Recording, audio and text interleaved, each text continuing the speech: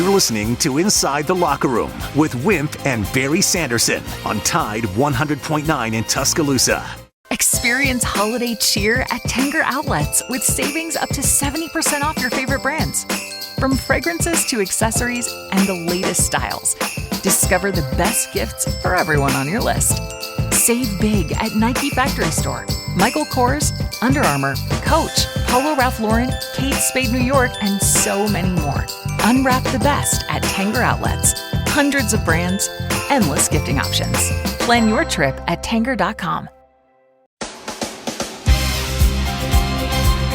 Inside the Locker Room with former Crimson Tide basketball coach Wimp Sanderson and his son, former SEC and ACC assistant basketball coach Barry Sanderson. It's time to take you inside the locker room on your home for Alabama sports. Tide 100.9 and streaming on the Tide 100.9 app.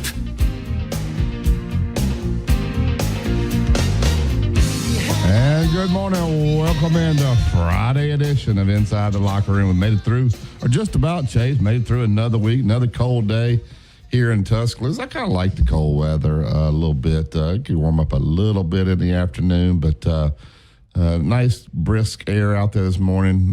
So bundle up as you head out this morning. 205-342-9904 is the phone number if you want to jump in the show with us this morning. We're really wide open. We'll talk hoops with you. We talked a lot of hoops yesterday with Richard Hendricks. I really enjoyed talking to Richard. Really smart guy. So if you missed that, and then obviously we talked to Tom Hart in the second hour. So a lot of hoop talk. We can talk hoops today. Alabama takes on Creighton tomorrow night, 7:30 over in Coleman Coliseum. I think that game, Chase, is a sellout. I know most of the students are gone, so be interested to see what kind of student crowd they have over there tomorrow night. Auburn will be over in Atlanta, as Richard told you, and they'll be taking on Ohio State. So two good games within the big state schools tomorrow. We want to thank Yellowwood, pressure-treated pine from Great Southern. They make this 7 o'clock hour possible. We want to build the fence, the deck, the pergola, the 5-star backyard. There's only one choice, and that would be Yellowwood. How do you find it?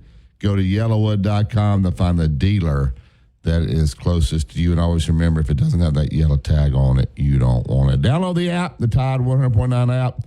Send us an app message. We even got some guys send us messages. I know that listen to the Miller's Edge. I like listening to those guys as well. And we've had some questions this week about entitlement. Does the SEC feel entitled? And Greg Sankey and those guys, a lot of people kind of agree with me. Some don't, but some do. Good morning, Dad. How are you guys? Good morning, Chase. How are you guys this morning? We're okay. Nick Saban came out in his rebuttal against Alabama getting in the 12 that if you're not going to consider playing tough teams in the committee, there's no use playing tough teams. The power ranking, the football power ranking, Alabama was number 4. SMU was number 13. The strength of schedule, which is I think pretty important, Alabama was number 13. SMU was number 60. So with the people that felt like that Alabama should have been in, and there's some that do, some that most. It's probably even. I don't have any idea about that. Anyway, it's 13 to 60 as far as the strength of schedule. So we'll see what happens there. First bowl game, of course, is Tulane in Florida on December 20th. Dan Mullen, and I'll try to tell you why these coaches took the job. Dan Mullen did a really good job at Mississippi State. He does not like to really get out and recruit. And where he is going, what he's going to do, he got a pile of NIL money to have the opportunity to go to the UNLV. And he'll hire 2 assistants that'll take that money, and they'll get money, and they'll get players. And they will be a very, very tough mid-major, if you want to call them that, team because of what Dan Mullen can do as far as coaching them. The current athletic director at Alabama hired Dan at Mississippi State when he did such a good job there. A lot of talk about Belichick getting in the coaching ranks. He'll do a good job at North Carolina. The main reason for him is down the road somewhere in 3 to 4 years, he's going to see if his son can't be the head coach if they do well. I did see where he was going to keep Freddie Kitchens.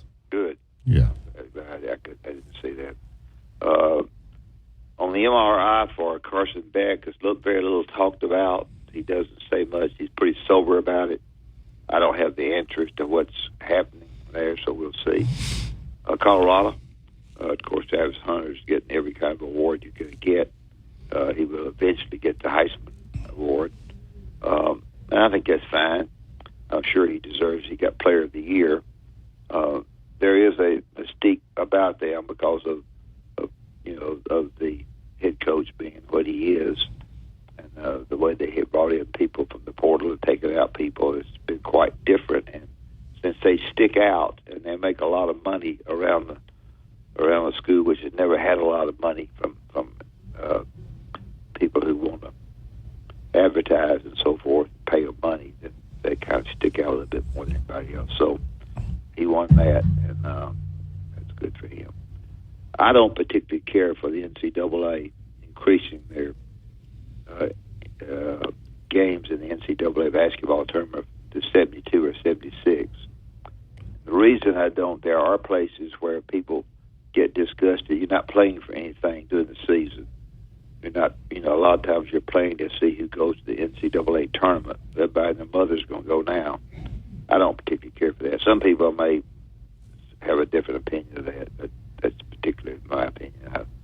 I hate to see Baker do that, but I don't mind them doing it if they give the spots to like our Arkansas Little Rock team that won the regular season, just got upset in the tournament. If you give it to those kind of teams, fine. But if you give it to a 500 NC State and those kind of teams, I want to see the little guy in there. I would be okay with it, but I'm sure they won't go that route. Okay, that's about all I have. I guess those are some important things, or things that have come up. We don't have quite as much to talk about before these games start. I still continue to see the Auburn schedule on my CBSSports.com thing. Barry may have something different, but if it is, it's bad schedule. When you take five conference games, I don't care who they are, and you play at Oklahoma, at Arkansas, at Texas A&M, at Vanderbilt, at Missouri, before you go home, you've got a hard enough a game to play against Baylor to open the season. You win one against Ball State and South Alabama, I hope. And then those five that I mentioned, if that's correct, I could be wrong, but that's what my CBS.com has.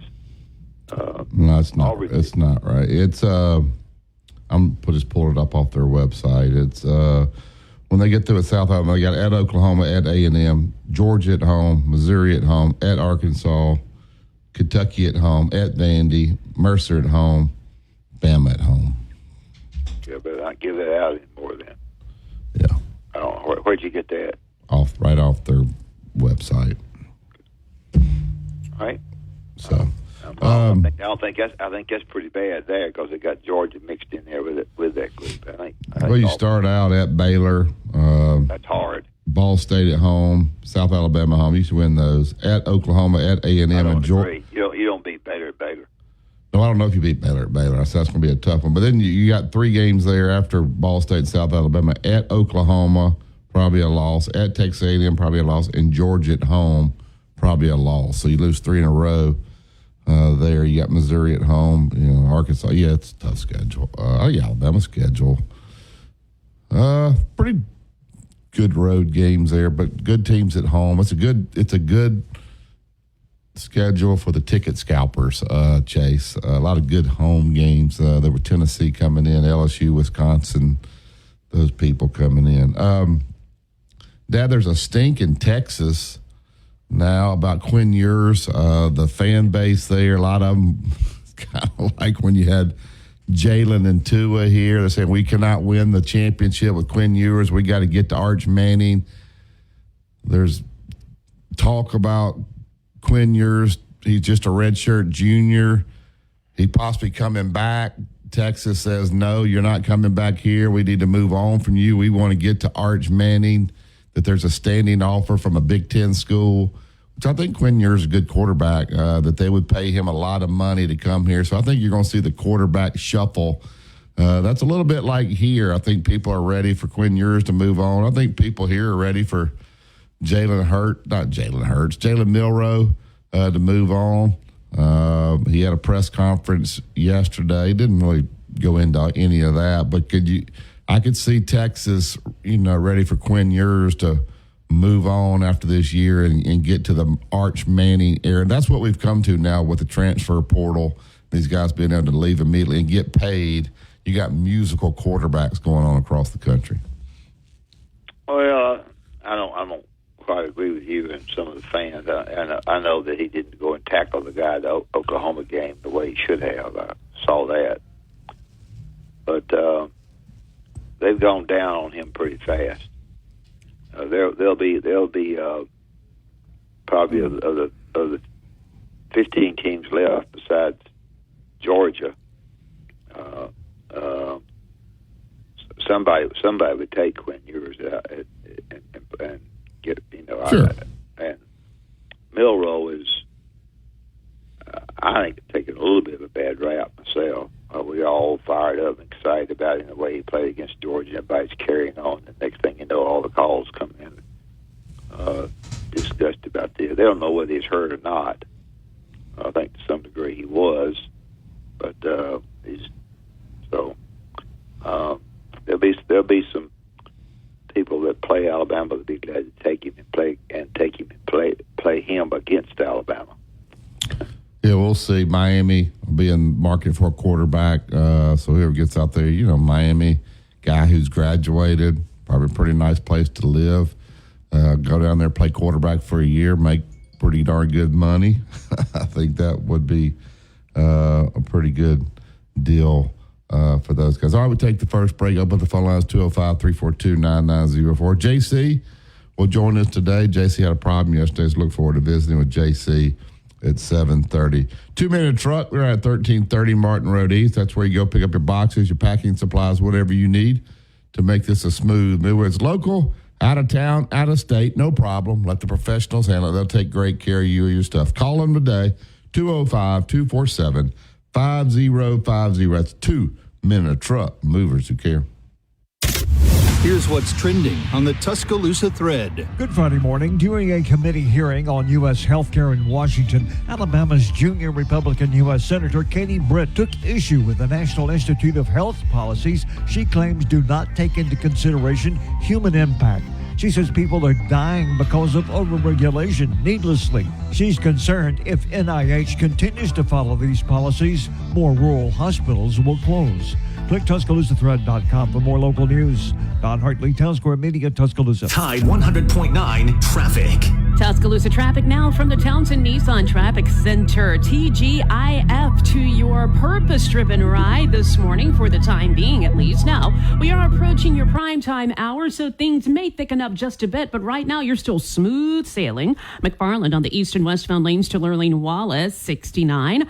That's traveling at posted speed. We're also looking good on Lurleen Wallace, traveling both north and southbound in between McFarland and 15th Street. With your Tuscaloosa traffic now, Tammy Thomas. Road tripping, business travel, or bringing your car in for repairs. All great reasons to rent a Toyota at Tuscaloosa Toyota. You can rent the latest Toyota models for a day, a week, or a weekend. Every Toyota rental car comes with 24 hours roadside assistance and is backed by an entire team of people you know and trust. Rent a Toyota and let's go places. Reserving yours is a breeze at TuscaloosaToyota.com. Okay, I have 100.9 Tuscaloosa weather. A good supply of sunshine today, the high 56. Tonight fair with the low at 41. Tomorrow increasingly cloudy, a chance of some rain tomorrow night, the high 59. Sunday, a mix of sun and clouds, a small chance of a shower, the high 61. I'm James Spann on the ABC 3340 Weather Center on Tide 100.9. It's 34 degrees in Tuscaloosa.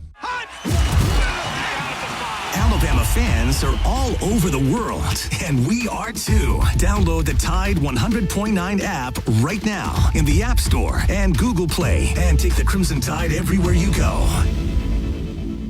It's Christmas time in the city. Oh, ring, ring. I hear that ring. Pressure treated vine from Great Southern Wood. If it doesn't have the yellow tag on it, then you certainly don't want it. Mac played a little travel baseball, my little youngster. They had a little party at the end of the year at somebody's farm. And so all of a sudden he decided he wanted to eat, and he went fishing. Did not catch one fish. But decided that he wanted to start hunting.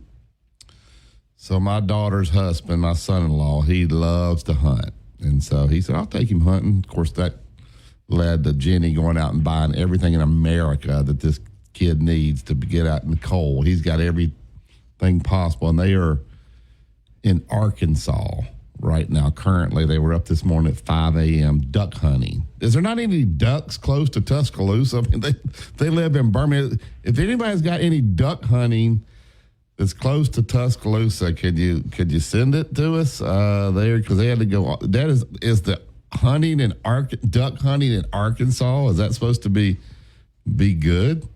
Yes, it is. Really? Oh yeah. Why is that? When I was there, Joe had the car place. Duck hunting and Paragould. I can't think of the place in Arkansas. There's duck capital of the world. Yeah, they're about an hour from Memphis, and so they were up this morning, and he had all his garb on. Ain't no telling what we spent for all that garb. But his waders were too small, but he's wanting to get in the water and put out those decoys this morning. So before they left, Jenny went upstairs and put in bed, and she was talking about it with him, and he wanted to research the duck population in Arkansas. So good. It's good. Some days it's not.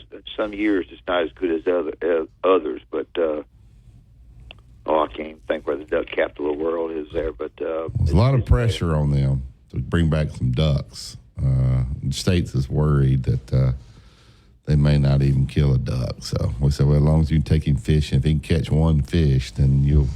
But anyway, they went all the way to Arkansas to duck hunt. So. I went to Joe's camp and spent the night. For whatever reason, I usually take care of everything I'm supposed to take care of. And I got up the next morning, I didn't make my bed. Ooh. Oh. Did you get in trouble for that? Oh, they went crazy because I didn't make my bed. And they started on me about it. Came up there and went all that stuff. Didn't make my bed. Did you make the coffee? Yeah, I made the coffee. I can't remember. It's been 21 years ago. Chase, you haven't heard that story. Dad and them used to go on a trip with Jimmy Rain, all the football coaches, and he and Pat Dye would fight over who made the coffee. Well, I made the coffee. Pat Dye would try to come in and make it after it had already been made. Oh.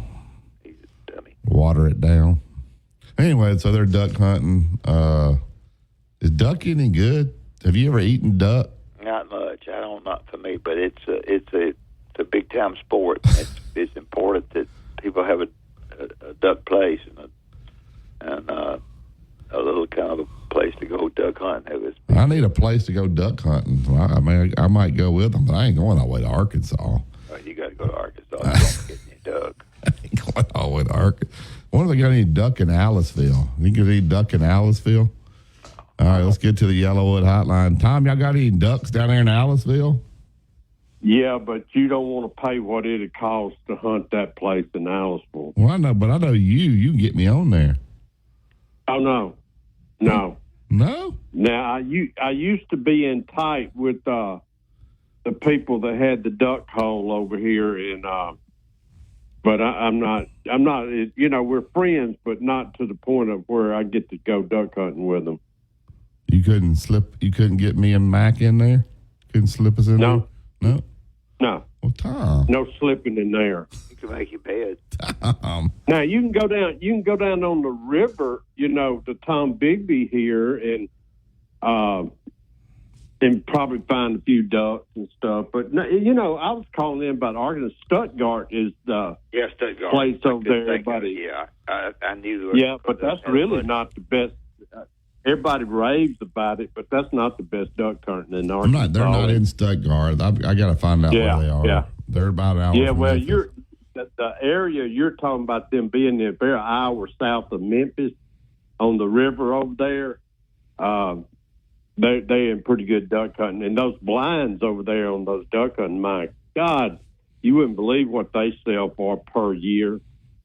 Yeah, that's what my daughter said. God, you don't want him to get. You don't know how expensive duck hunting actually is. Yeah. And as her husband pulled up right. at my house yesterday, pulling a big old Polaris on the back of his truck. Yeah, I don't that's even right. want to know what that cost. So. Well, I'll tell you what, when you total it up, but I lived in Louisiana for a while, and we hunted.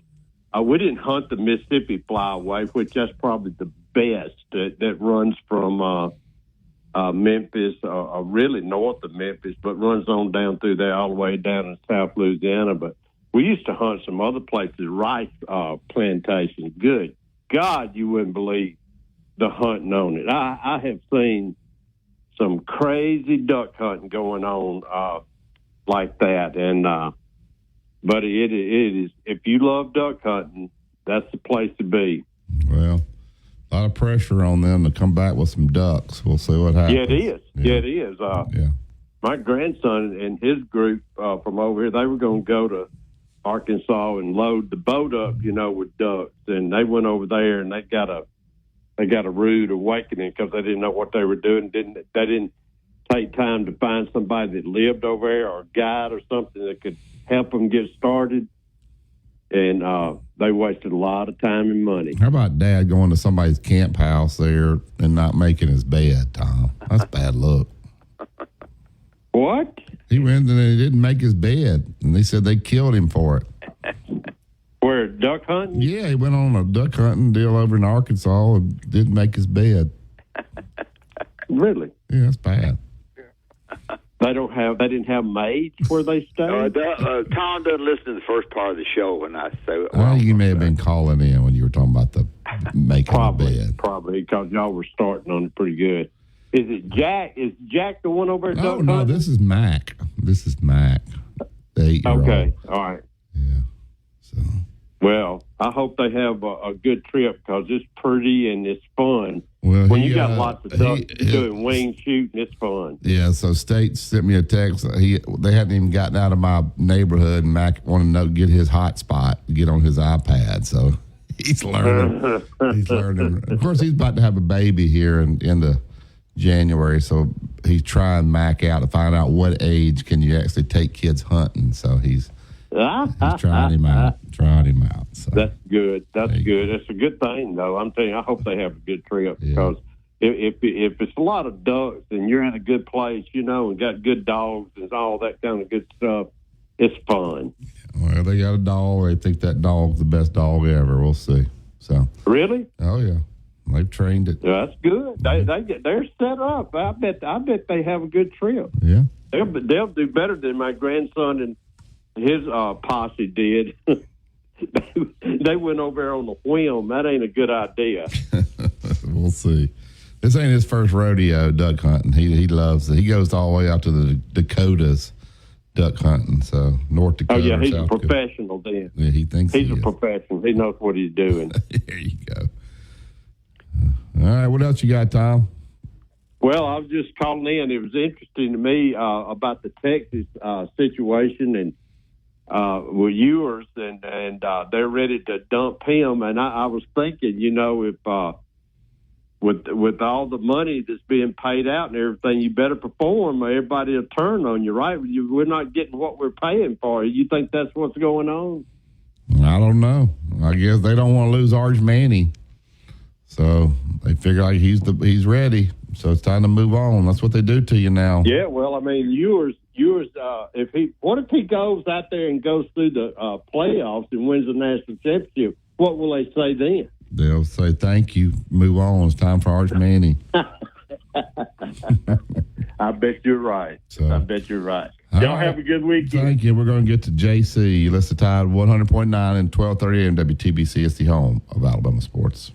Tide 100.9 traffic. Tuscaloosa traffic now from the Townsend Nissan Traffic Center. TGIF to your purpose-driven ride this morning, for the time being at least. Now, we are approaching your prime time hour, so things may thicken up just a bit, but right now you're still smooth sailing. McFarland on the east and westbound lanes to Lurleen-Wallace, 69. That's traveling at posted speed. We're also looking good on Lurleen-Wallace, traveling both north and southbound in between McFarland and 15th Street. With your Tuscaloosa traffic now, Tammy Thomas. Road tripping, business travel, or bringing your car in for repairs. All great reasons to rent a Toyota at Tuscaloosa Toyota. You can rent the latest Toyota models for a day, a week, or a weekend. Every Toyota rental-car comes with 24 hours roadside assistance and is backed by an entire team of people you know and trust. Rent a Toyota and let's go places. Reserving yours is a breeze at TuscaloosaToyota.com. Tide 100.9 Tuscaloosa weather. A good supply of sunshine today, the high 56. Tonight fair with the low at 41. Tomorrow increasingly cloudy, a chance of some rain tomorrow night, the high 59. Sunday a mix of sun and clouds, a small chance of a shower, the high 61. I'm James Spann on the ABC 3340 Weather Center on Tide 100.9. It's 34 degrees in Tuscaloosa.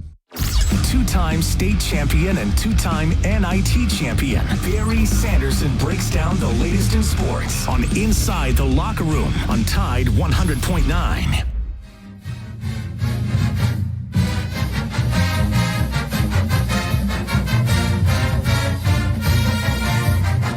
Welcome back to Inside the Locker Room. Pressure treated by from Great Southern Wood. Always remember, guys, if it doesn't have that yellow tag on it, then you certainly don't want it. I get right to the Yellowwood Hotline. He's the owner of thebigspur.com. Several podcasts he'll talk about at the end of the segment. Normally joins us on Thursdays, but had a little conflict yesterday, so he was nice enough to switch to Friday. JC Sherbert. Good morning, JC. How are you, sir? Hey, JC. Hey, fellas. Good to be with you today. Go ahead, Ed. Did the committee do a good job in selecting these 12? We have Alabama was arguing about some of them about strength of schedule was much better for Alabama than SMU. Overall, just talk about the 12 and your feelings about the committee. Terrible. Just one of the worst things I've ever seen in this sport, which often has featured some things that don't make sense. Keep in mind, until 1998, the Big Ten would not, and the Pac-10 at the time, would not allow for a national championship game because of the Rose Bowl. And so they were split national champions, and people voted. And, you know, I think Cracker Jacks gave away a national champion in the 30s that people like playing. And it's been a weird sport, man. But and all that stuff, though, you can kind of chalk it up to cuteness and quirkiness. This was just egregiously bad. I mean, you're going to spend all this money and you're going to try to make a playoff and sell that to the American people and fans of this sport who are smarter than people think. You need a better committee. You definitely need a better spokesman and not Ward Salad Manuel. And you need to get it right. And I hope for the SEC, because everybody talks SEC Big Ten, right? Like they're the same thing. They're not. The Big Ten has money, but their quality of football has never been on the level of the SEC. And so I think I hope that this is one of those lose the battle, win the war things, and that some good comes out of this, because outside of the haters out there, they don't know anything about football. They just hate the SEC, and we're glad to see Alabama not get in, which is stupid. Outside of the haters, I think everybody that knows a little something understands that this was This makes absolutely no sense.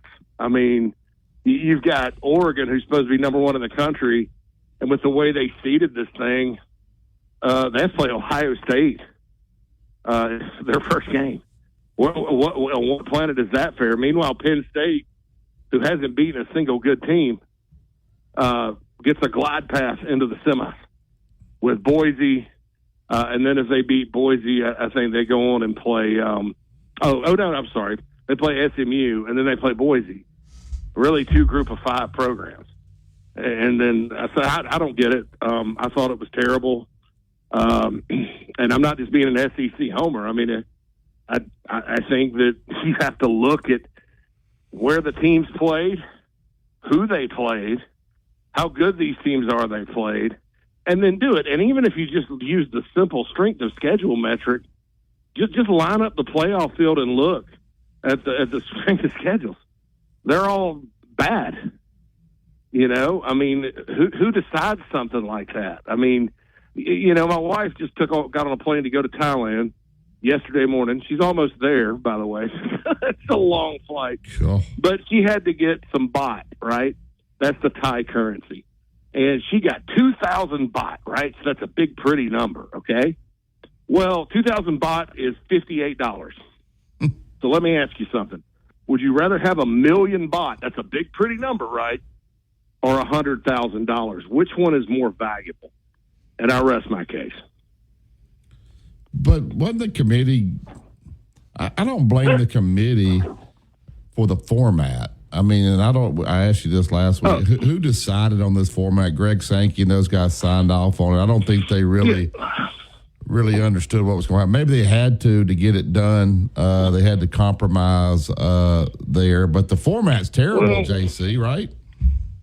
Well, this whole, you know, I think what happened was everybody's trying to salvage the championship games. And, you know, there may have been some thought on the committee that, as far as SMU, we don't want to punish championship game participants if they're in. SMU should have never been ranked that high to begin with, but I digress. But, you know, and so I think what they're trying to do is say, okay, you win your conference, you're going to get a bye. And they weren't really thinking that the committee would rank a Boise State that high, you know, so you're thinking just all 4 conference champions get a bye, and it won't be totally even. But, you know, I think the thinking was, you know, they would, strength of schedule would matter. I mean, you know, and it would, okay, so if Texas loses or I mean, I'm sorry, if Ohio State has a better strength of schedule, you know, they're not, you know, you're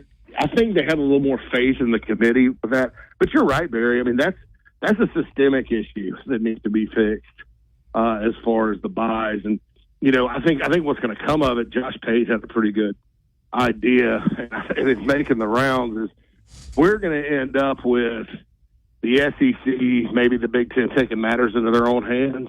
And what you're going to see is the team that finishes first and maybe the team that finishes second, they're going to go ahead and get into the playoff. And then we're going to have a doubleheader in Atlanta like we do opening weekend with play-in games, interconference play-in games, which I think is a great idea.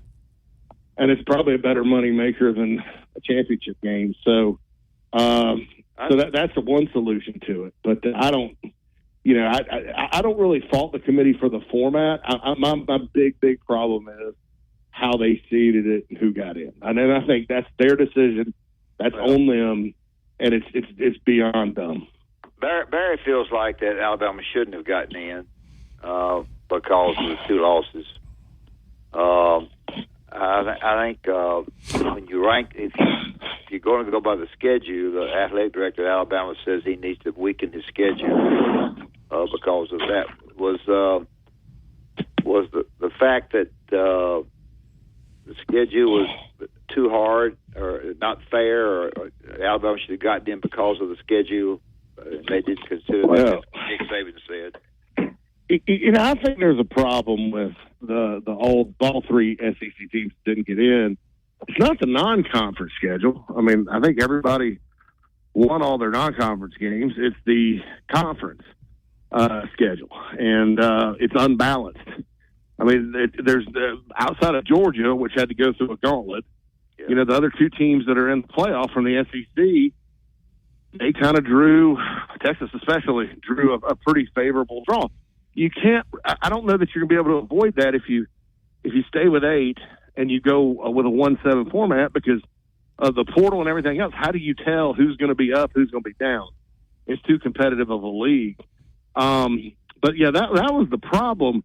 But the problem with the committee lies in, you know, their over insistence on, in certain cases, you know, it just applies to SEC. It seems in certain cases valuing a 1-loss record like the bot thing. I mean, it's like, oh, 1 million bot. Well, 1 million's better than 1,000. Well, it's not, you know, because one of these things is not like the other.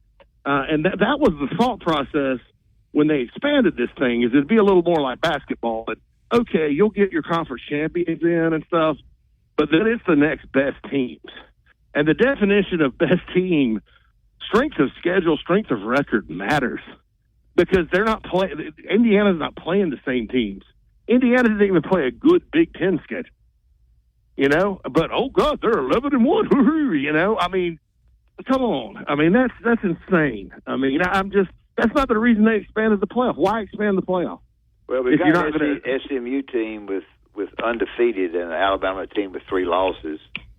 I'm not trying to argue with you because you a lot more better than I do. But well, I think undefeated is a different story. I mean, if you know, undefeated still matters, but Indiana was 11-1, and the one good team they played beat the crap out of them. So I don't know. You know, I just think, you know, SMU, the 2 teams they played with a pulse, beat them. And I don't get that, you know. I mean, they had a good win over TCU earlier this year. I think TCU finished 8-4, but I just don't. They didn't even play the good teams in ACC. I think 11-1's hard to do. I mean, you know, Alabama drops games to Oklahoma and Vanderbilt. You know, to get up and win every week. Ohio State doesn't beat Michigan at the end, and so I don't know. I get. Well, I think it's 6. I mean. So there's some hate factor there, and there's some hate factor there with FSU last year and with Miami this year, and everybody there's no doubt the committee got all worked up about when they got the information that Miami's dropped out and Alabama's in. The hate factor had something to do with it. Well, it had to. It's political. I mean, and here's the thing: when did the SEC teams that go 6-6 start being bad football teams? I mean, you know, a lot of 6-6 SEC teams would run rampant through other conferences, and I mean, I don't know. I just, I mean, Auburn, Kentucky, Mississippi State. You know, those would be, I think, heading toward the bad loss area. I mean, Oklahoma has one of the best defenses in America. They can go head-to-head with anybody on defense. And that was ridiculous, too, because they kept talking about why Miami was ahead of South Carolina and Ole Miss. And they're like, best offense in the country. Yeah, against high school teams. I mean, and they don't play defense at Miami at all. It's optional. Well, you're not going to agree with what I've been saying all week. I feel like the SEC came across and Greg Sankey is entitled. Hey, just because we're the SEC, we deserve 4 teams in. No, you didn't. You didn't do it on the field. Well, we're going to relook at our schedule. We're not going to play as tough a schedule now. It's like you're going to pick up your ball and go home because you didn't do what you were supposed to do. If you go down the SEC, Dad and I did this yesterday. Even Georgia, who won it, they weren't a great Georgia team. Texas, who knows? And you go down the list, Florida's probably the only team in the league. Florida and South Carolina, they're really overachieved. The rest of them were pretty mediocre, JC. I think Vanderbilt overachieved. Maybe. Wouldn't you? Yeah. I mean, the coaches voted Clark Lee Coach of the Year, and I agree with that. I mean, I know Shane Beamer got the AP Coach of the Year, but but see, Barry, here's the thing. Usually, before expansion, before this season, you looked at the schedule, and you know this from Alabama. Okay, so here's who we got. We got Georgia. If Georgia rotates home, that's usually in September. Then we got Mississippi State and Arkansas, and then we got here comes LSU in November. Then we got a couple of weeks, and we play the Iron Bowl. So with the way they did it this year, and they just threw it together just like they did when Missouri and A&M came in the league, and it makes no sense. They just threw it together, and some of these teams had to go through a meat grinder. And so, Georgia is a good team. Are they as dominant as they were in 2021? No. Are they maybe a more resilient, tougher, better football team than then when they were just better than everybody else? Probably. To go 10-2 against what they had to – I mean, there's no team in America that had to go to Ole Miss, Alabama, and Texas. And they beat Texas twice. Yeah. And Texas everybody's holding them up like they're the best team in college football. Their best win was Vanderbilt. I mean, so that's what I would say to that. I agree with you to a certain extent on the entitlement. I think it's a slippery slope because if you're Greg Sankey and you're the SEC, you want to stand up for your conference because you got Jim Phillips and all these other people with these other conferences trying to twist themselves in knots explaining that they play good football. So you need to stand up for yourself. But I think there is a lot of jealousy. I think this all started with SEC jealousy because, that the reason the Big Ten decided to go coast to coast was because, oh, God, Texas and Oklahoma are now in the SEC. And just never mind the fact that those two schools are SEC schools. It's just been, for decades, the SEC's been trying to get them in the conference. I mean, they make sense. They're in contiguous states. They have that kind of culture. I don't, why does it make sense for Southern Cal to go to the Big Ten? It doesn't. So I agree with you there, but I don't know what the answer is to that because if you don't stand up for your conference and you don't play hardball, these people are going to continue to put they're continuing to say, oh, it's a pretty record. And that's a beauty contest, not a football playoff. Yeah. A little bit aside from this, and I know people lost 10 players, but to think that Arkansas lost 25 players, and I know maybe somebody lost as many, I don't know. I just saw the Arkansas thing with a coach who's on the hot seat. It means that you're dropping down, you're dropping down a lot. The transfer portal, who is the transfer portal, and it's going to be there and stay there, and he's arguing about it.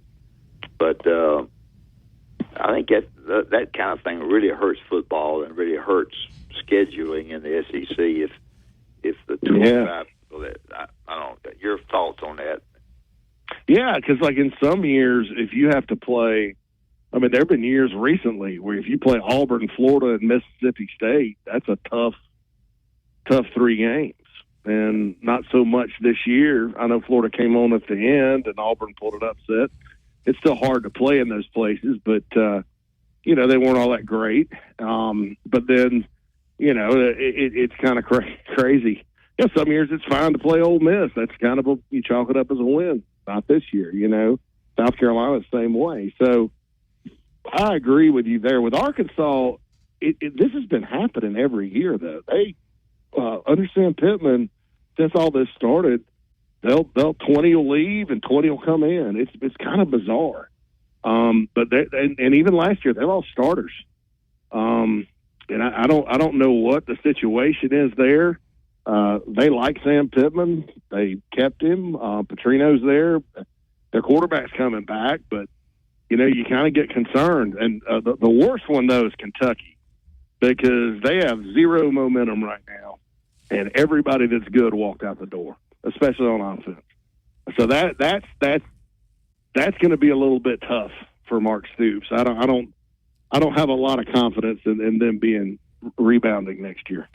JC, I heard this yesterday. You would know better, and I'm sure it is going on to a certain extent, but with NIL, they say there's agents out there now that are just getting on the phone, calling particular schools and saying, if so-and-so got in the portal, what would you be willing to give him?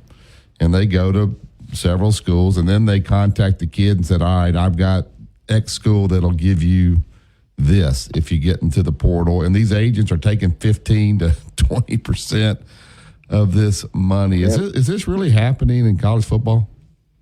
I mean, the agents drive nice cars and live in Miami, and but they're basically Instagram influencers in a lot of cases. I will say that when it started, the whole agent thing really, really made me uncomfortable because there were a lot of people that really weren't agents. I don't think it's hard to register to be an agent.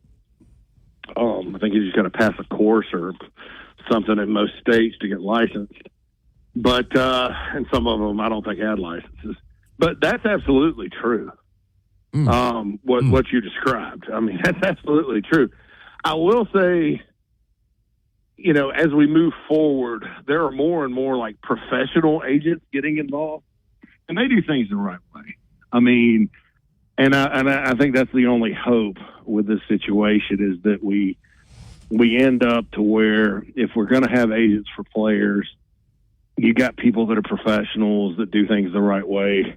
They have to look out for their client, but and I don't know necessarily that agents contacting a school or a collective would be against the rules.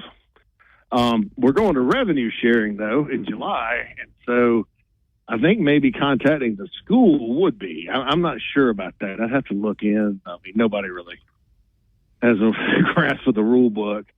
But, yeah, it was a little worse, I guess, and as we've gone forward with more of the professionalization of the agent situation, I think we're in a little better shape. But, yeah, that absolutely happens. Well, let me ask you this. I know the Alabama fan is, and probably Kalen DeBoer is. I think they're ready to move on from Milroe. Now, Milroe may go pro. It may not be a big deal. But, the running backs don't get the ball. He runs the ball all the time. So if he's back as quarterback, I think a lot of guys may go. Texas is probably ready to move on from Quinn Ewers. They got Manning right there. They're ready to hand the ball to Manning. If those two guys get in the open market, what are they worth, JC?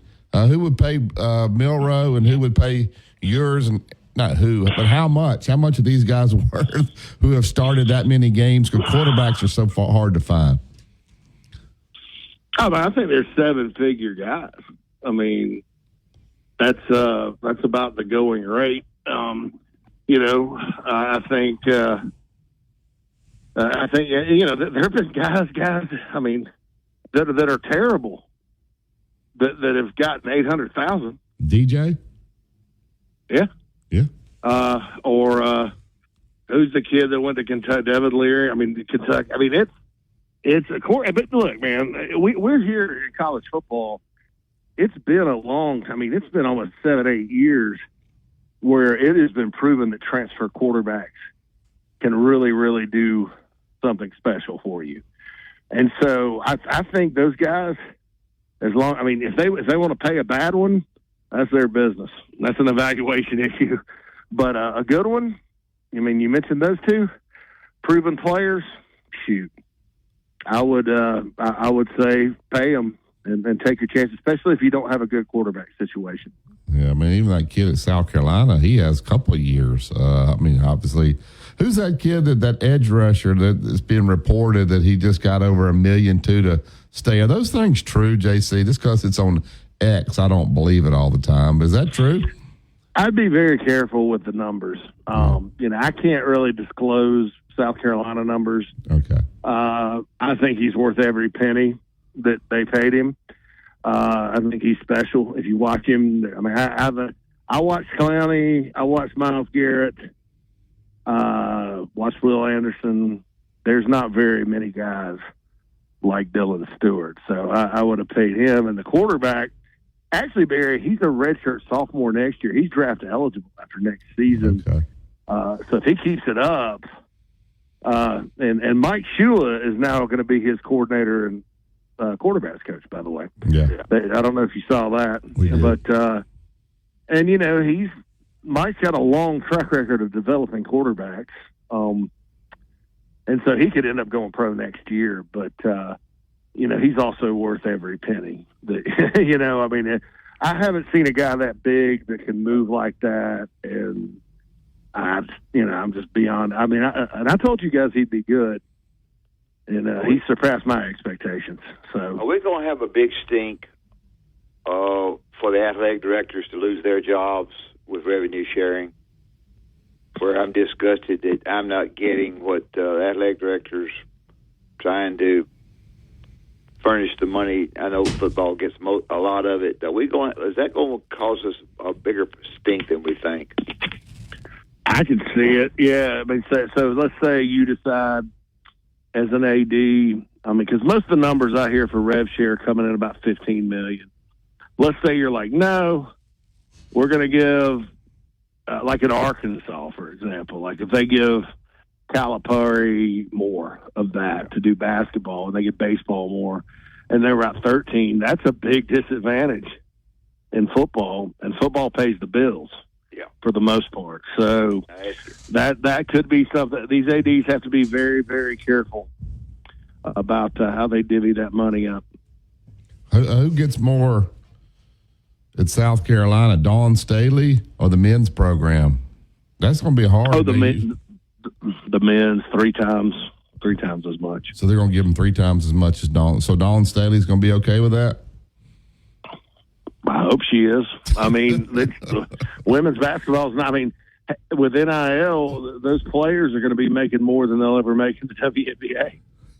So even with the men getting much. Tells me Dawn Staley's going to want the same as the men. Maybe I'm wrong. I don't think you're wrong, but look, you get what you bring in. Okay. This money comes from TV money and ticket revenue. There you go. And so, and this is America. You get what you bring in, okay? So that tells me Kim Mulkey's going to want as much as the men's team. Now, you're right, but you're going to have to tell these women no, and so we'll see how they handle the no's. Yeah, I think with the budget and all, I think they're satisfied. South Carolina's really big into baseball as well.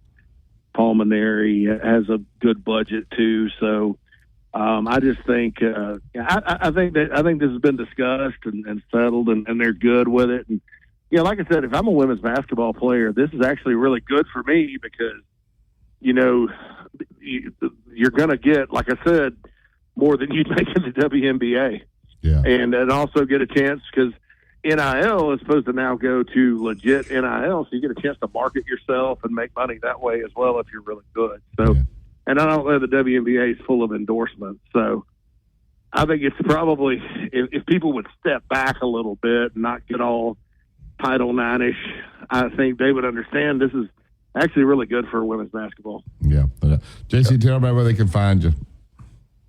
All right, we dropped a JC and Morgan earlier this week about the playoffs. The committee and all that good stuff. You can go to jcmorgan.com or download the Chief Sports app on the iTunes Store or Google Play. Thank you, buddy. Thank you. Hey, thanks, guys. See you. All right, we'll take this break here. Yellowwood Pressure Treated Pine from Great Southern. They made this 7 o'clock hour possible. Always remember, guys, if it doesn't have the yellow tag on it, you don't want it. Phone lines will be open 205-342-9904. You're just tied to 100.9, 1230 AM WTBC. It's the home of Alabama sports. WTBC Tuscaloosa and W265CG Tuscaloosa, a Town Square media station. Tide 100.9 and streaming on the Tide 100.9 app. From the Fox Sports Studios in Los Angeles, here's Monty Bolaños. The LA Rams needed 4 field goals to defeat the 49ers on the road, 12-6. Matthew Stafford completed 16 of 27 passes for 160 yards. Brock Purdy completed 14 of 31 passes for 142 yards, but he had 1 crucial interception in the end zone in the fourth quarter. Since their bye week, LA is 7-2. After the game, 49ers head coach Kyle Shanahan shared that linebacker Devondre Campbell told the team he didn't want to play and left in the third quarter. Two-way star Travis Hunter, who was named the AP College Football Player of the Year, also won the Defensive Player of the Year and Most Outstanding Receiver. Boise State star Ashton Jeanty won the Maxwell Award as college football's top player and the Doak Walker Award for being the top running back in the country. Indiana's Curt Cignetti was named Coach of the Year. And in the NBA, the Celtics outscored the Pistons 123-99. The Kings edged the Pelicans 111-109, and the Heat had a 114-104 win over the Raptors. Tide 100.9 traffic. Tuscaloosa traffic now from the Townsend Nissan Traffic Center. Well, it is status quo on this TGI app on your Tuscaloosa freeways and side streets. We're not even looking at extremely heavy traffic right now, so that's always good news when you can move with a purpose. We're looking good as you travel on 359, and that is in both the north and southbound lanes. In between 15th Street and coming on down here to Skyland Boulevard. And Skyland looks good as well between McFarland and 359. With your Tuscaloosa traffic now, Tammy Thomas. Coming up on The Game with Ryan Fowler. Coming up on the Friday edition of The Game, we'll do our free-for-all sponsored by Brian Harden Construction. Free-for-all Friday starts at 2 p.m. We'll take your phone calls. We'll talk to Brent Beard and several other guests starting at 2 right here on Tide 100.9, 1230 WTBC, your home of Alabama Crimson Tide Sports. The longest running sports program in Tuscaloosa. The Game with Ryan Fowler. Weekdays from 2 to 6 p.m. on Tide 100.9 and streaming on the Tide 100.9 app. Inside the Locker Room with former Crimson Tide basketball coach Wimp Sanderson and his son, former SEC and ACC assistant basketball coach Barry Sanderson. It's time to take you inside the locker room on your home for Alabama sports. Tide 100.9 and streaming on the Tide 100.9 app.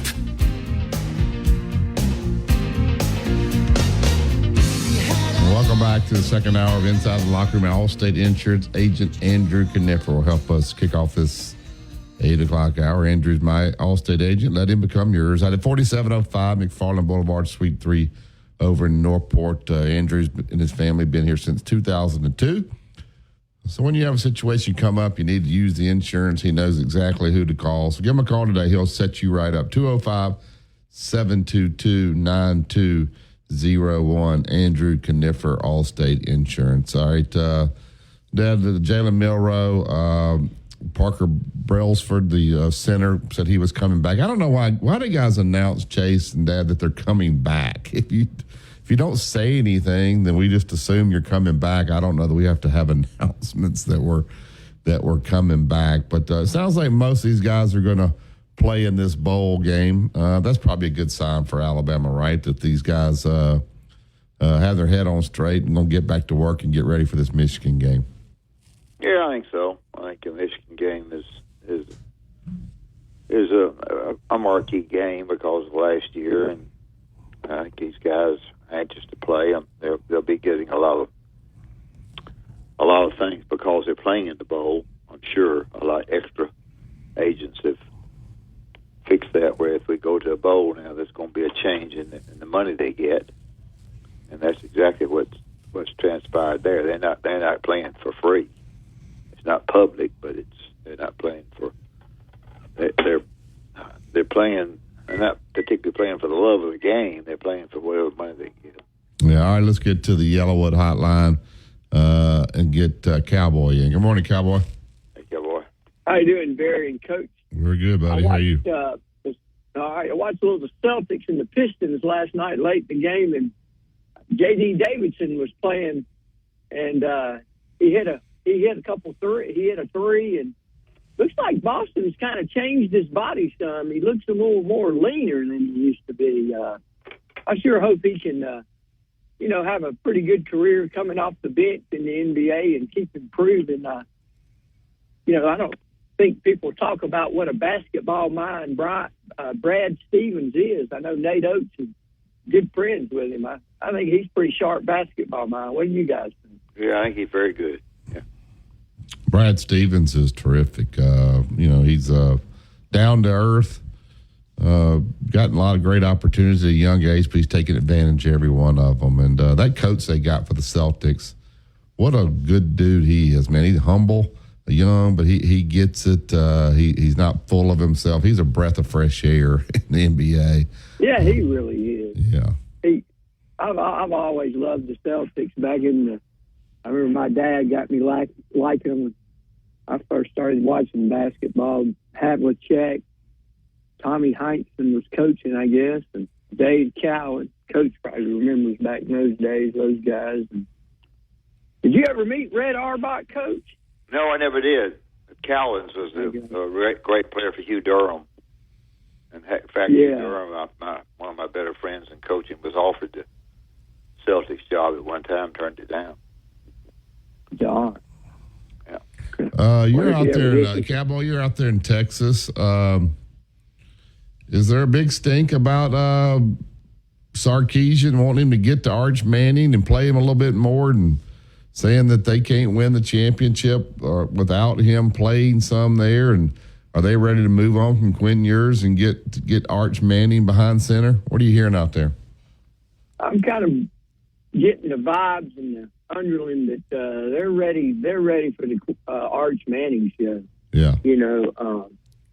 They're frustrated with Quinn. They don't think he can move. They think his body's kind of not in good shape. They're ready to move on. I talked to somebody Monday, and they were, why couldn't we just at least gave him a series or two, to maybe give Georgia's defense a different look. He came in against them in Austin, and kind of held his own. He wasn't an embarrassment or anything, and they're ready for him. Another big talk is could Arch Manning be the future quarterback for the Dallas Cowboys? That talk kind of got going this week. I see where Archie kind of tried to die it down, but the Texas fan base loves to get a player and kind of put him in high esteem, and they got Arch in that category, and they're ready to go to him, I believe. Well, he scored that touchdown. This guy fired them all up. Yeah. It's kind of like I heard somebody the other day say, could they get Matthew McConaughey off the broadcast? And off so much emphasis on him during a broadcast, because we want to watch the action, not him. It is a little much. I get tired of seeing him. The women like to see him, but I get tired of them showing him over there. But I mean, what is his role? To get out there and just kind of, get I guess he can't time, sit. Why didn't he sit up in a box? Why is he on the field? He's terrible. Him and Peyton Manning both. Yeah. I saw a thing yesterday early on the Channel 4 Fox News out here. This Keelan Russell is a really big kid in the community. Trayvon Diggs took him out to practice on Wednesday and gave him the Gatorade National High School Player of the Year award. I think he also won it in the state of Texas. And he does a literacy reading with kids. I believe he's kind of a high character kid. Hopefully, there won't be a lot of pressure on him when he gets to Alabama. He can kind of sit in that first year and kind of learn. And they play North Crowley, I think tomorrow in the state semifinals, and they're going for their third in a row. Duncanville's kind of had a little heartache. They lost a couple state championships to Galena Park, North Shore, where our Jaden Roberts is from, and also that running back that went to TCU, and then Ole Miss that at one point committed to Alabama, then he got off of that in 2018, was going to go to Georgia, and then he was kind of a problem. I can't remember his name, but he was a good running back. Y'all may remember Barry, but Galena North Park, a tough team, but Duncanville, they're going for the third in a row, so we'll see what happens. There you go. Well, a lot of people pencil him as a starter here. I don't know. We'll see what Ty Simpson's waiting his time. I kind of think Austin Mack's going to be the guy. Yeah, there you go. Well, they got three of them, and they probably have to get one more in there for just emergency in case something happens with Dylan Lonergan. heading out. So, Cowboy, we appreciate it. We're going to get to Sonny. Yeah. All right. Well, hope Sonny's got some good stories. Did y'all have that celebration of Sonny yet in Auburn? They did. Yeah, I went. Yeah, it was on last Sunday for the. I look forward to hearing you talk some stories about it. There you go. Thank you, All Cowboy. right. Y'all be good. All right, we'll get to break here. You listen to Tide 100.9, 1230 AM WTBC. It's the home of Alabama sports. Tide 100.9 traffic. Tuscaloosa traffic now from the Townsend Nissan Traffic Center, starting to gain a little more volume in the area right now as we're dealing with your prime time rush to work. 43 is on the slow roll on the southbound hookup to McFarland, and it's got a long line of delays taking you back to Flatwoods Road. And then we've also got some delays starting to beef up just a bit, not too much here on McFarland Boulevard, and that is in between University and 2059. With your Tuscaloosa traffic now, Tammy Thompson. Crimson Tide Today is presented on Tide 100.9, WTBC 1230 by BMW of Tuscaloosa. Online at bmwoftuscaloosa.com.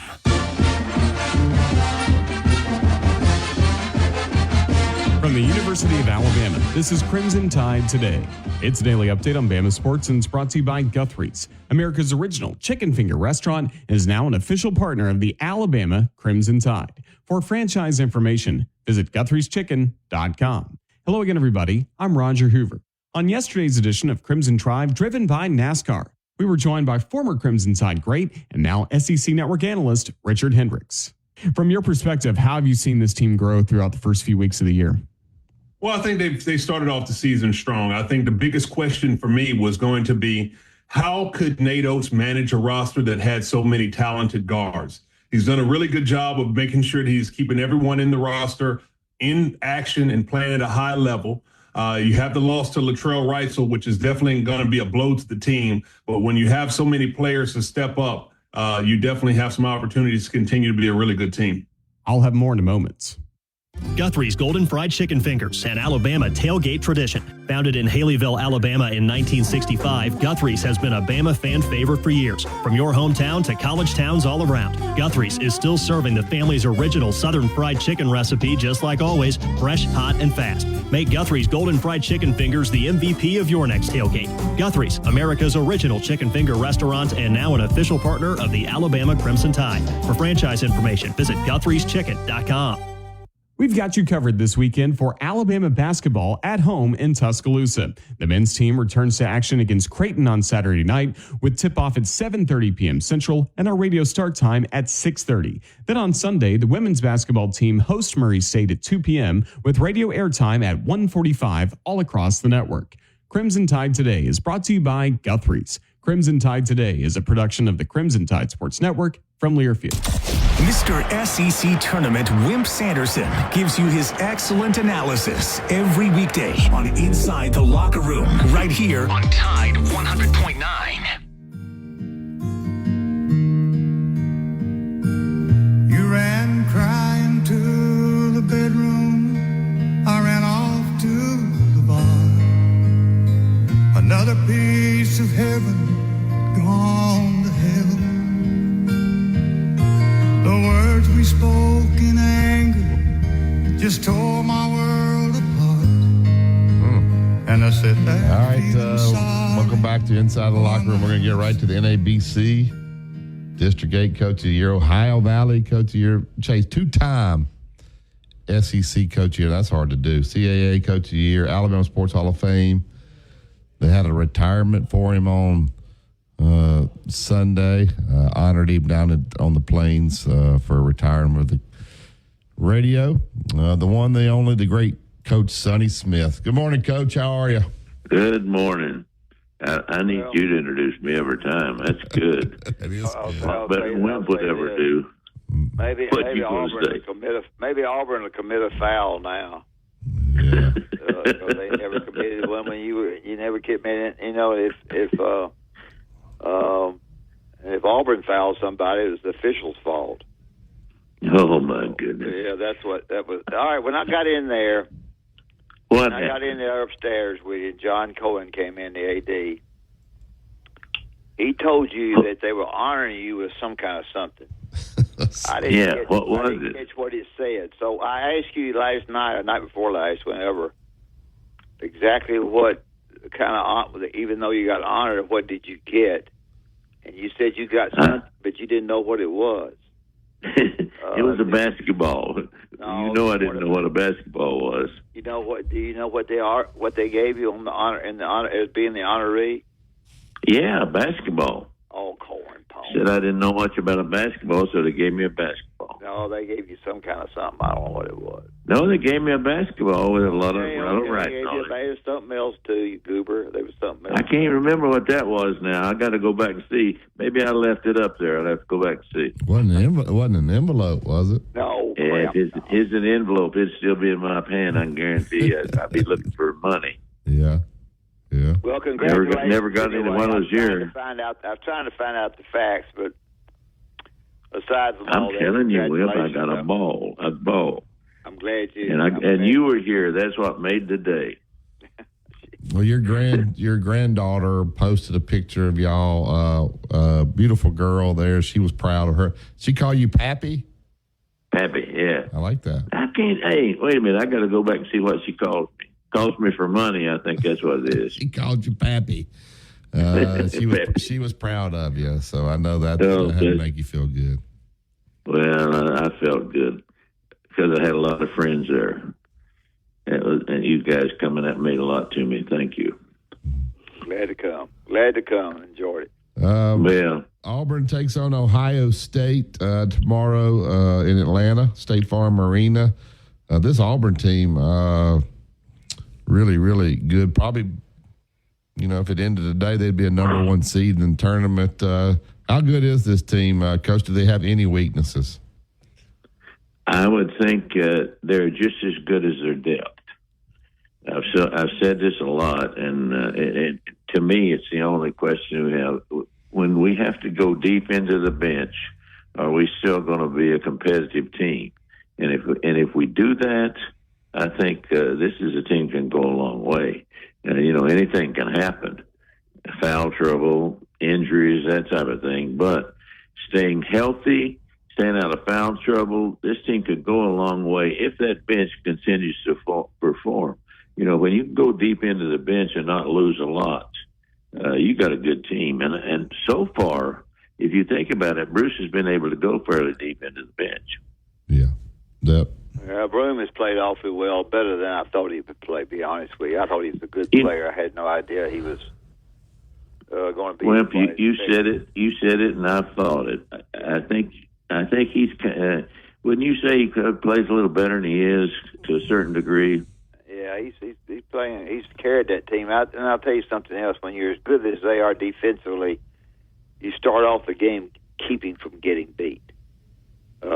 Whether your offense is as good as you want it or not, you're keeping from getting beat when you start defensively. I think they start very, very well defensively. Yeah, they spend a lot of work on defense. They do a lot of individual drills on defense, and they do a lot of 2-man drills, 3-man drills. They work extremely hard on the defense, much more attention to that, I think, than anything else. I think they do a lot of 4 and 5-man scrimmages type situation, but not as much on offense as they do on defense. The most important thing in coaching basketball this day and time that nobody ever talks about is your ability to understand and to defend 3-point shot. That's where you need to practice all the time to be darn sure. That's where teams beat you. Yeah. Well, you said it right. That's where teams beat you. When a game's on the line, somebody's looking to knock down a 3 and send you home. And I think they defend the 3 pretty well, don't you? Yeah, I think they do. I think they defend it pretty good. Yeah, Dad, Sonic Coach, Dad hadn't said it, but I think it was his first time in Neville Arena, and he's always gotten on me about he thinks Alabama needs to build a bigger arena, but I think he saw maybe the atmosphere and then the students around the court that Bruce Pearl has created something pretty darn special there at Auburn as far as home court advantage. Well, there's no question about that. The home court advantage at Auburn, I think, is as good as anywhere because the crowd's right on top of you. Yeah. and they got the students situated properly, and that also makes a difference. When I coached here, that was one thing that was wrong. We had the students in the wrong place, and because of ticket sales they had back then, that was not something that they would do. But now I think the students are in a situation where they make it a home court advantage, and I think it is a home court advantage quite a bit. It makes a court, Barry, look smaller to me. I know it's not. I got all it's that. because they're so close to the court and they're on top of you. And let's be honest. That's exactly right. When there's crowd in there, kids play harder. I mean, it just is natural when you have that kind of atmosphere in there. It just makes you play harder. Correct? Yeah. I'd say, well, don't you think they share the ball extremely well for a team? Yeah, they do. Where good kids get out of control. Yeah, the guy from Alabama that comes down there to play y'all, he'll be playing a lot more now. The other kids gotten hurt at Alabama, but they'll defend him where he won't be able to breathe.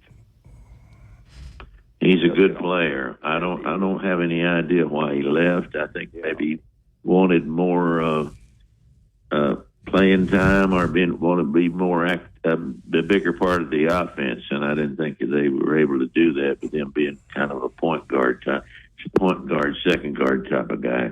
Sonny, but he'll do good at Alabama, I believe, don't you? Yeah, he'll do great. Yeah, he's a good player. Yeah, I think he will. He really will. He's been in their system very well. They'll defend him in that one game really hard because those two games. I don't know how much you keep up with the league, but even all the way down to Florida, when you start from Florida and go up, you've got Tennessee and Auburn leading the pack, and you got Alabama right behind them, and then you've got Florida, and the league is really good. Somebody they asked me on a show recently what the weakest part of the league was, and I couldn't think. Where do you start thinking? Teams that might be down a little bit, and I don't know that they are. Mississippi State, are they down? I wouldn't think so. State's not. Tennessee hadn't shown that they're not ready to go yet. I think they're going to be good again. I think the bottom of the league is much better than it has been. Sometimes you go to the bottom. It's much better. It's much better. Yeah, you look at teams like Vanderbilt, Oklahoma. Vanderbilt's only lost one game. They had to completely overhaul their roster. Florida, nobody talks about Florida, but they've only lost one game. I don't even know if they've lost a game. So you got I don't think they've lost you got yet. 3 teams undefeated in the SEC with Oklahoma, Florida, and I believe Tennessee is still undefeated. So, Well, who can win? Go ahead, Barry. I'm sorry, I cut you off. Once you get into the league, you're going to have an opportunity to pick up quality wins just about every night because of how well these teams have played in the non-conference. Question was asked to me, and I think I'll throw it out to y'all and see what you might say.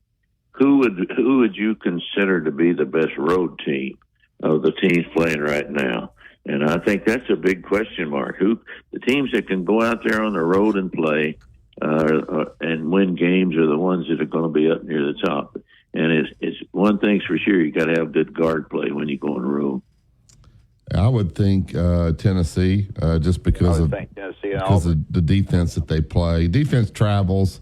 Sometimes when you rely on just shooting, you can have off nights. But the teams that defend night in and night out generally will win the most on the road, I would think. Yeah. Who do you say is the best defensive team in the league? I was asked that on a show, and I grabbed at it. I wasn't sure. Who would you think? I would say Tennessee, just based off of it. And I hadn't watched them that close, but I know how important that is to Rick Barnes, that end of the floor. So they're pretty physical. Now they're much better offensively than they've been in the past. So I would say Tennessee's probably your best defense team. Yeah. Rick Barnes is a guy that wherever he's been, they've always won. Yes. And I sometimes think Rick doesn't get the credit that he deserves for how well he does. He's done that well. You know, he's been with him before, and he knows how good he can be. Yeah. He's good. He does a good job. Sure does. Well, Coach, you got any weekend plans. How's Auburn football recruiting going? That's all they got to worry about now. No bowl game to worry about. So maybe that's good. They guys can really hone in on this recruiting and try to get that thing built back down there.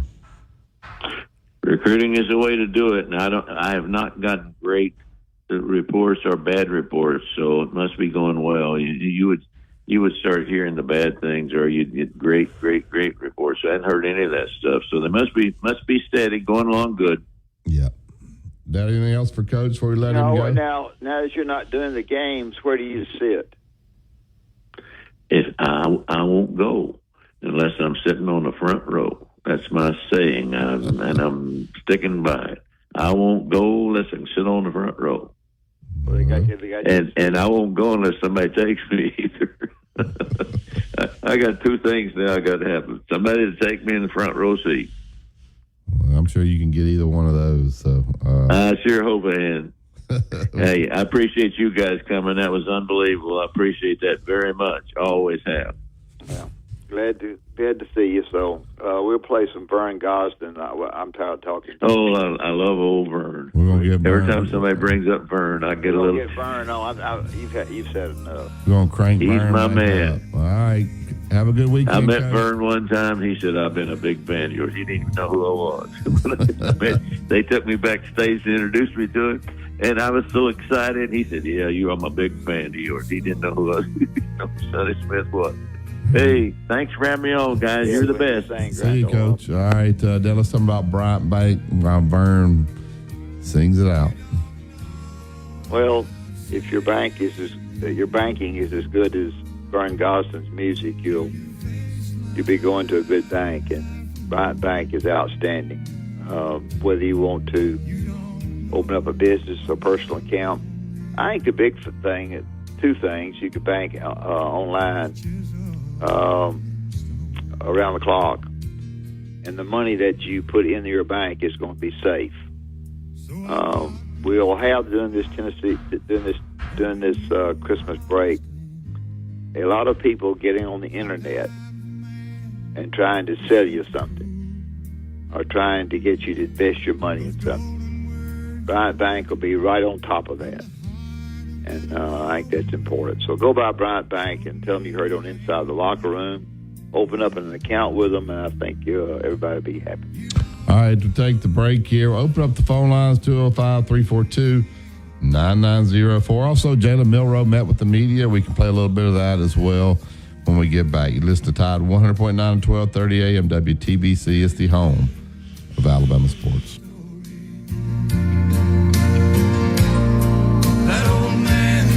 Just told me. Tide 100.9 traffic. Tuscaloosa traffic now from the Townsend Nissan Traffic Center, starting to gain a little more volume in the area right now as we're dealing with your prime time rush to work. 43 is on the slow roll on the southbound hookup to McFarland, and it's got a long line of delays taking you back to Flatwoods Road. And then we've also got some delays starting to beef up just a bit, not too much, here on McFarland Boulevard, and that is in between University and 2059. With your Tuscaloosa traffic now, Tammy Thomas. 100.9 Tuscaloosa weather. A good supply of sunshine today, the high 56. Tonight fair with the low at 41. Tomorrow increasingly cloudy, a chance of some rain tomorrow night, the high 59. Sunday a mix of sun and clouds, a small chance of a shower, the high 61. I'm James Spann on the ABC 3340 Weather Center on Tide 100.9. It's 37 degrees in Tuscaloosa.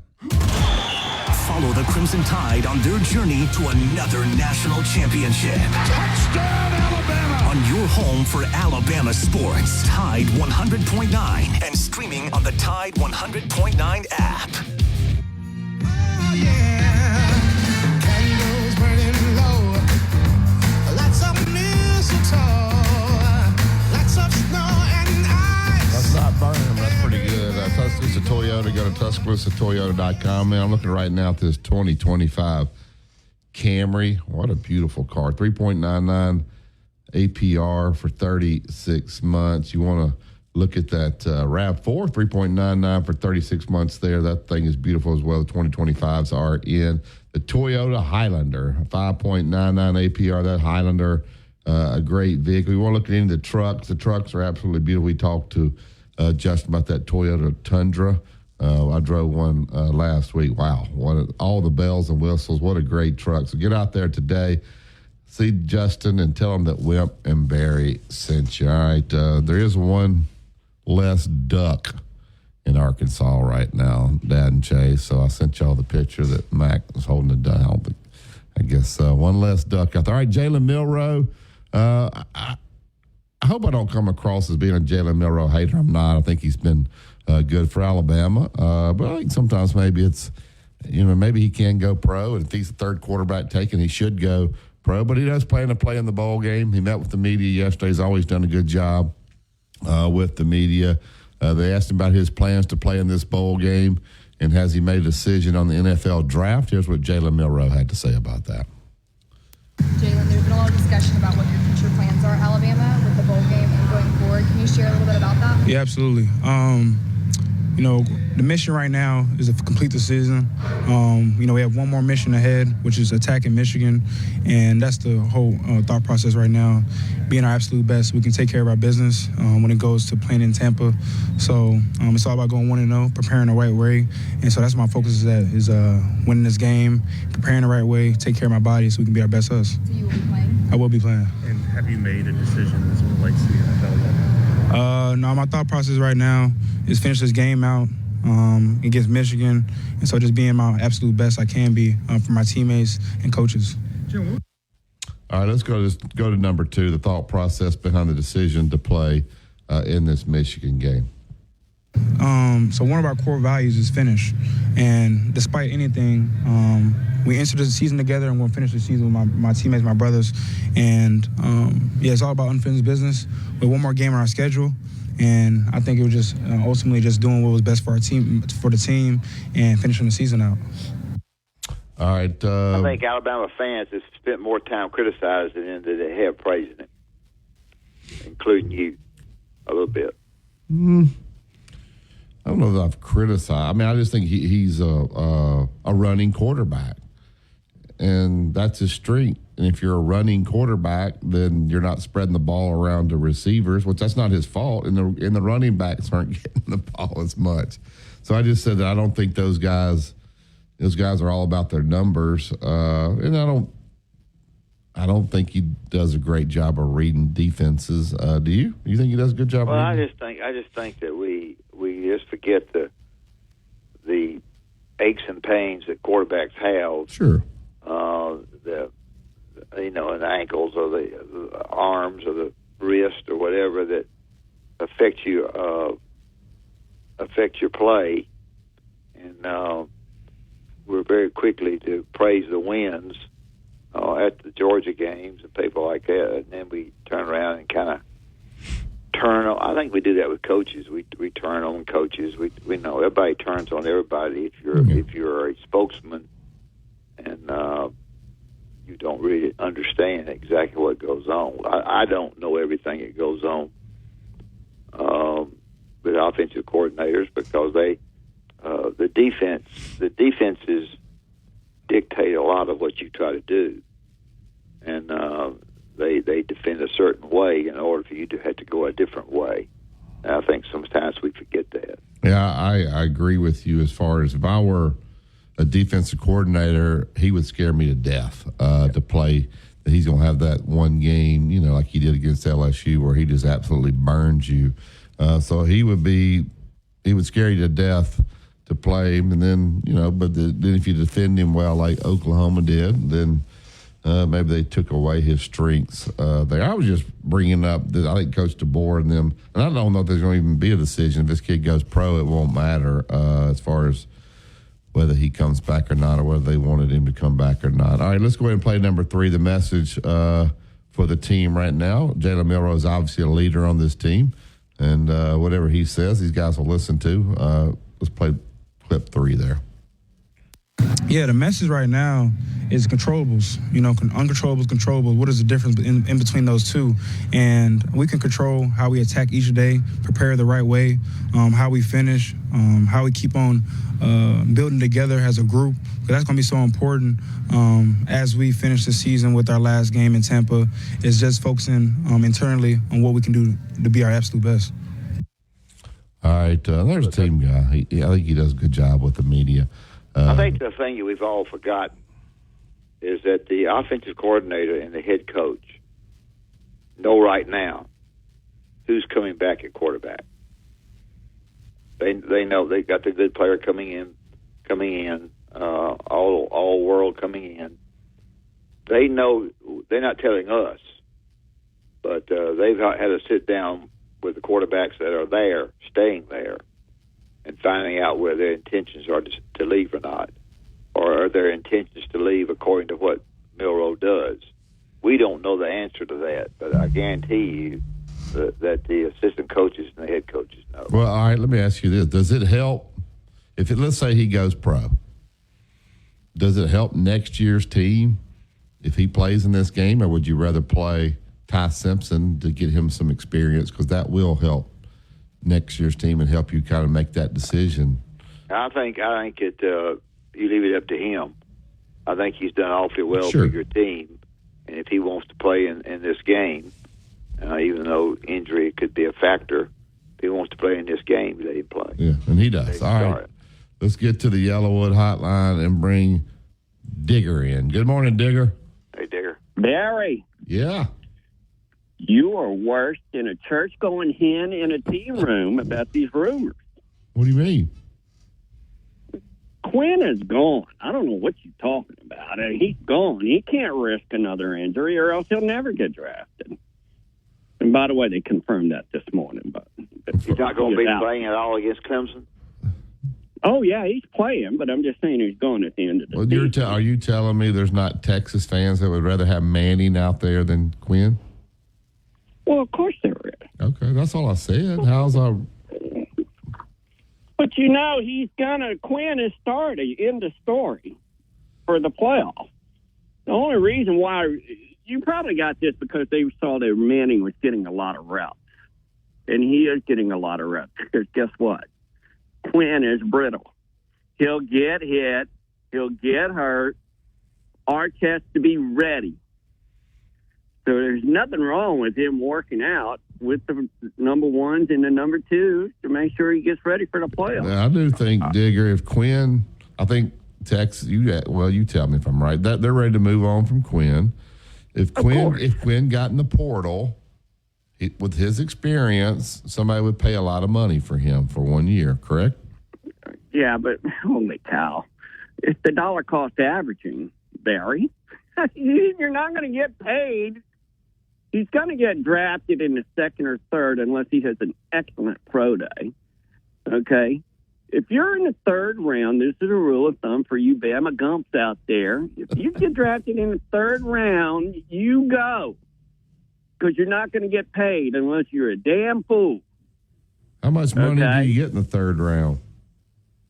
Oh, I don't know. I had the numbers before. It's better than $10 million. Yeah. When it's all said and done, you got to remember this is 3 or 4 years of contract. Yeah. Okay. Yeah. Because they're not going to sign for 1 or 2 or 3. That might be the best gig in football, backup quarterback. Exactly. Yeah. And by the way, I already approached everybody about Manning going to the Cowboys. Archie, and Eli, and Peyton said, and trust me, they've done this before. They won't allow it. Okay? They know how bad of an owner Jerry Jones is, and there is no way that Arch Manning is going to the Cowboys. And if there's ever a chance that he can do it, then Jerry said, oh, he's the number 1 pick. I got it. I think I'm going to draft. Archie won't allow it. He'll say, no. I'm just like he did against San Diego. You know, he said, hey, no, better not draft me because I won't play for you. That's what you remember that when Eli did that? Oh, yeah. They're going to do it again. Yeah. Digger, I need your help. With what? Now, this. I'll give you a little credit. I've been thinking really hard the whole time without all this bunk talking about Texas that I would take Texas and give 11.5 on my blue plate. I think that Sark is so good in his past, his ability to. No. Is that a good? You don't like that? No. Look, come on. I'm being honest with you guys. I need to know. All season long, they had the offense have played with their food and the defense has cleaned their plate. And I'm being serious. You cannot count on this offense. Okay. They're going to try and make Quinn one-dimensional. He's not going to be able to run. Okay. So, yeah. Don't take the 11. Okay. In fact, you got a better bet with Army tomorrow. No, I haven't even looked at it. Well, yeah, that line's 11 right now. Clemson. Okay. Well, I was all set to blue plate it, and you talked me out of it. Oh, listen, y'all going to love this storyline. You know, Klubnik is from Austin. He went to Westlake High, and he played Quinn Ewers in the state championship and won. So you can best believe there's a lot of talking going on about how there's payback coming. Okay, so you have a lot of Westlake players and a lot of Southlake players on this team that want to get to Klubnik. So, yeah, it's going to be very interesting. Digger, you're smarter than me. Here's what I don't understand. What? The Indiana Notre Dame game's on ABC. The SMU Penn State game is on TNT or Max. Clemson, Texas, TNT or Max. Why would they do that? When did TNT get into college football playoffs? I don't know. Why would you do that? There's 7 million people in the whole metroplex of Dallas. Why would you Tennessee, even do Ohio State's on ABC, but those other two of the 4 games are on TNT/Max. I didn't know that. So there's more money. They're getting jobs. That's what's happening. Yeah. No, it's 11. Later. They spread them out well, 11, 3, and 7. So there you go. All right, we'll go ahead and take this last break and then we'll wrap up the show. You listen to Hey, Digger, come on the show Monday and give me a good blue plate. Yeah. You listen to Tide 100.9. It's the home of Alabama sports. Coming up on The Game with Ryan Fowler. Coming up on the Friday edition of The Game, we'll do our free-for-all, sponsored by Brian Harden Construction. Free-for-all Friday starts at 2 p.m. We'll take your phone calls. We'll talk to Brent Beard and several other guests. Starting at 2, right here on Tide 100.9, 1230 WTBC, your home of Alabama Crimson Tide Sports.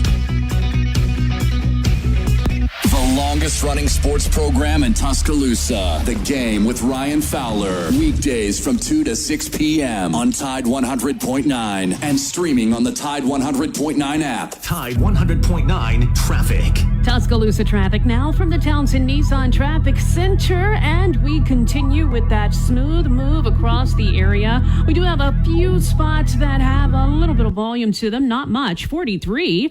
And that's just a totally different picture than it was at last report on the southbound lanes to McFarland. You only have slow rolls right there at the intersection and nothing extensive. And we also look good inside the construction zone. That would be 2059 eastbound between Joe Malisham and 69. With your Tuscaloosa traffic now, Tammy Thomas. Tide 100.9 Tuscaloosa weather. A good supply of sunshine today, the high 56. Tonight fair with the low at 41.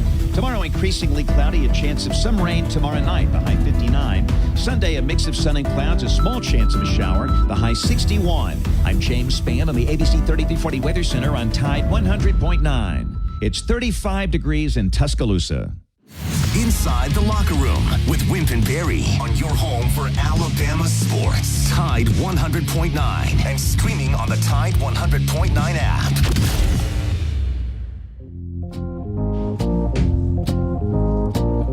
That's it for today's show. The Gary Harris Show is next. Gary's got Christy Curry. Coach Curry's doing a tremendous job with Alabama basketball, so keep it tuned in for Coach Curry. Also, high school basketball tonight. The Northridge Jaguars will be at home tonight taking on Brookwood, a much improved Brookwood team. Get out and support high school basketball. I'd love to have a lot of people out at Northridge tonight. Game probably, the boys will, JV starts at 5, girls probably 6:15, and we'll tip about 7:30. You listen to Tide 100.9. It's the home of Alabama sports. Have a great weekend, everybody.